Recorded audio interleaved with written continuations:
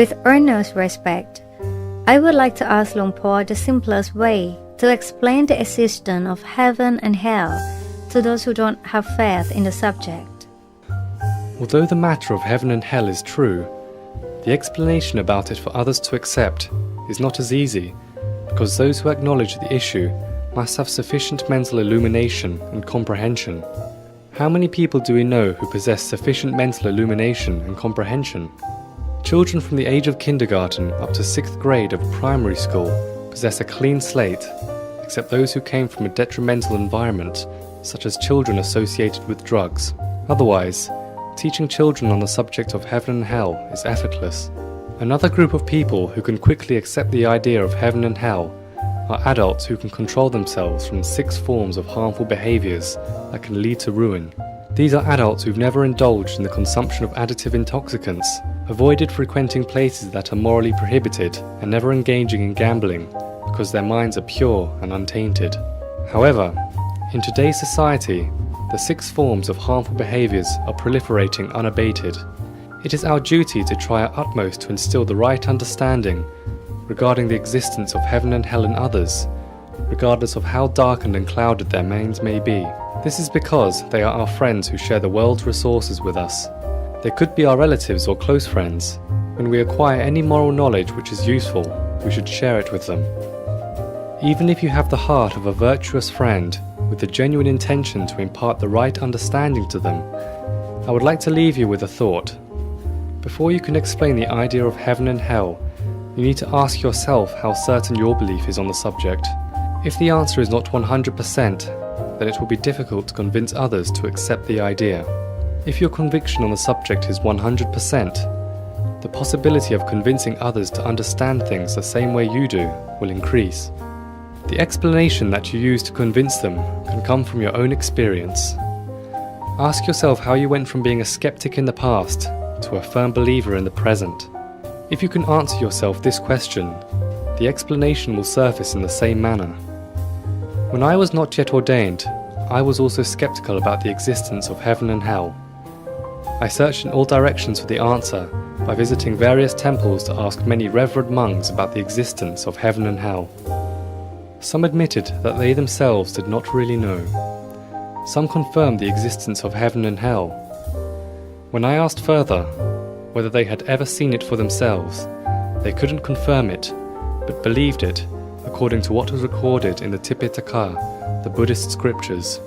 When I asked why they were so confident in the Buddhist scriptures, they said it was because the Buddhist scriptures were the words of Lord Buddha, recorded by his enlightened disciples. They had eradicated all their defilements and had no reason to lie to us. It was an acceptable answer to a certain degree, but deep down inside, I still could not believe the whole idea because they could not confirm it as an actual witness. Until one day, I met Kunyai, our most gifted meditation teacher. When I first met her, I was still a layman and a student. I had the opportunity to ask her directly about the existence of heaven and hell. She answered confidently that they did exist. She left me no time to pursue a second question, but explained further. She said that when she newly attained the inner body, Tamakai, the inner crystal Tamakai was so luminous and clear. With the supremacy of the Tamakai, she could travel to the hell realm to visit her departed father. She then requested the Tamakai to teach her father the 5 precepts.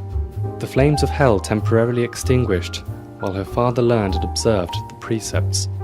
Due to her father's recollection of the merit, or bun that derived from almsgiving, observing the precepts, and meditating in previous lifetimes, in addition to the new merit accrued from his resolution to take the precepts, he was removed from hell realm and entered the realm of heaven. He has a rather shabby residence in the lowest level of the 6 different levels of heaven. After Kunyai finished her story, I felt confident about the existence, because she was a kind person who observed the precepts austerely, and her meditation was so advanced that she was able to witness it for herself. I asked further whether someone like I would have any chance of acquiring the ability to see heaven and hell. She answered clearly with a resounding, "Yes, if you practice diligently." I asked her why she thought I was capable. She said that she attained it even though she was not able to read or write even a single word, but sacrificed and dedicated her life to practicing meditation with Longpo Wakpak Nam, Prat Mongkon Puni, until she could finally travel to see heaven and hell. She said that there was no reason why a young, well-educated man like myself couldn't accomplish it. If I practiced diligently and wholeheartedly, she said I would attain it in no time.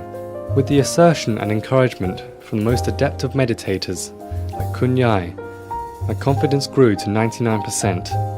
The only way to make up the remaining 1% was to get down and earnestly meditate for myself and to go see it for myself.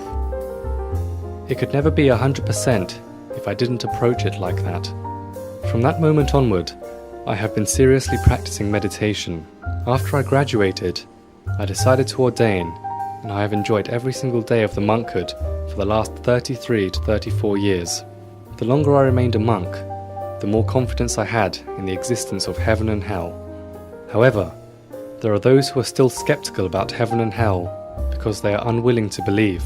So before you dedicate to go explain the ideas to others, you should train yourself well in meditation first, even if you haven't seen heaven and hell personally. Keep practicing, at least you will gain some inner brightness. If we are to experience heaven and hell, we will need the illumination that comes from the brightness of our meditation practice. Continue your practice diligently. The brightness may not be much now, but one day, the illumination will be sufficient enough to where you can use it to see what Kun Yai and other noble monks saw.